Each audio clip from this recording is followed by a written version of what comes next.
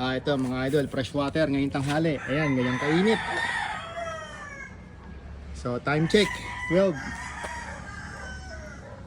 p.m. mga idol. So, ayan. Fresh water, syempre. Yan, no ho sila. Basta fresh water, automatic. Iinom yung mga alaga natin. Dahil mainit mga idol. Ayan. Inuman sila ng inuman. Ito, gawin nyo to.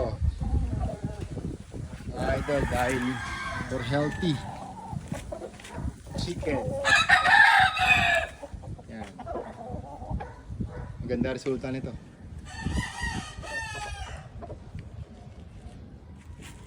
So, fresh water tanghali, morning, tapos noontime, and syempre afternoon. So, magandang Friday sa ating lahat. Ayan. Fresh water, talagang uminom siya, tapos ganyang kainit. Direct ang araw.